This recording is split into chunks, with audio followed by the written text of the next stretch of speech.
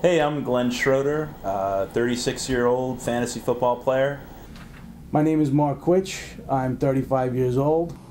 I'm Bill Wasowski. I've been playing fantasy football for 21 years. Hey, I'm Mark Cerebro. I'm in my mid-30s, cashed over $100,000 playing fantasy football, and I am the best player in the country.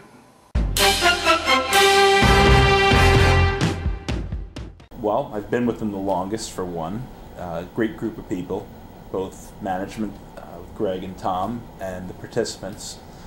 It just seems to have attracted people who, like myself, are into the competition. Just the fact that the 14 teams, that's a big factor for me. It intimidates many other owners. I think that it's an intimidating factor, but it's the best game around. I've met a lot of good friends through the NFFC. It's a great thing. The live drafts are fantastic. If you're not used to doing a high-stake live draft, it's a great thing to do. I think I play in the NFFC because of one thing and one thing only. It's the lure of the $100,000 grand prize. Customer service. Absolutely customer service. You can call Greg Ambrosius or Tom Kessinich at any day of the week and with any question as important as you may seem it to be, and get an answer that day. And as if it were your hometown league, and call a buddy. It's that easy. And they run the league as well as I've ever had anyone else run a league. Oh, there's been some conflicts. There's been some conflicts. But overall, my wife, she's a great person, and she knows who I am with it and everything. So it fits well. My daughter and stepdaughter, and they'll want to go outside and play, and it's kind of hard to take me away from the television sometimes. But everybody makes it work together. So.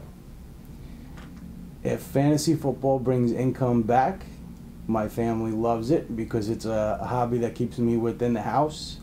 If fantasy football doesn't bring income back, it causes a little friction, I gotta tell you, because it's an expensive hobby. It's not a $5, $10, or even $100 league. It's a high-stakes fantasy football, and there's got to be some kind of money coming back to explain your expensive hobby. Fantasy football has caused some turmoil in the family. Mostly it comes in the form of that I'm spending too much time on fantasy football or fantasy baseball. And I gotta admit, my wife has a point when she says that. Although when the checks keep coming in, she's all smiles at that point. Not great. I think my wife sees that it's something I really enjoy doing, and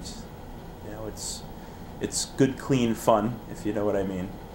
So she's pretty tolerant of it. My kids are too young to understand, so I'm sure in time. I'm trying to get them into it though when they're of age.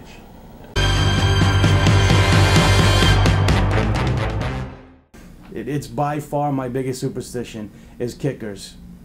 I can't watch my kicker on any fantasy football team kick a field goal, or an extra point for that matter. I got to change the station and watch something else. I can't tell you how many times I've looked at the television, have my fantasy kicker knowing I need just a few points to win a game, and see him hit that crossbar. I have to change the channel. You know what? I'm really not. I'm not. I try to apply logic to all of my decisions.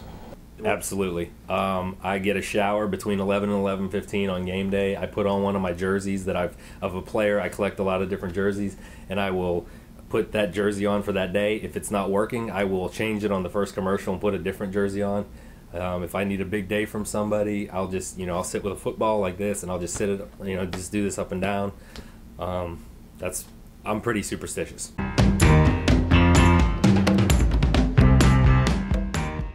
Usually, people giving up on a player too soon, I would say, is the biggest mistake. Mismanagement of free agent money is probably the biggest. That, or I've seen people take two quarterbacks in the first 5 or 6 rounds, which that's just, you have a backup quarterback who's never going to be playing for you. He played 1 week for you. Those are probably the two biggest mistakes I see. Giving up too soon on players has been a big mistake I've seen other owners make this year. Now, the worst mistake I've seen another owner make actually happened this past year. An owner spent all of his free agent money in the middle of the season, and with all of his money gone, he couldn't make any more waiver wire pickups, so his roster was basically locked in for the last umpteen weeks, and really handcuffed him, and obviously he didn't do well.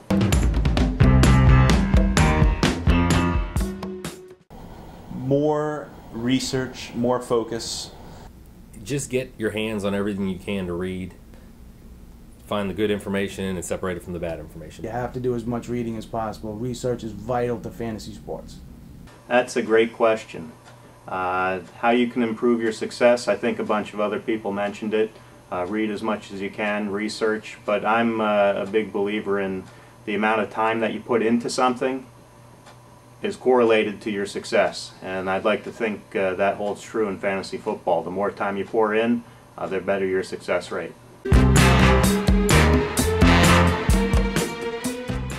Hello, my name is Mark Quitch, fantasy auction extraordinaire. Yeah. I can play with my nipples. Get in there, boy! Get in there! We really love guys who play the NFFC. NFFC rocks. Best game out there. Jump in. You won't regret it. NFFC, the only 14-team high-stakes fantasy football event in the country. Sign up, win $100 grand, change your life. Yeah, boy!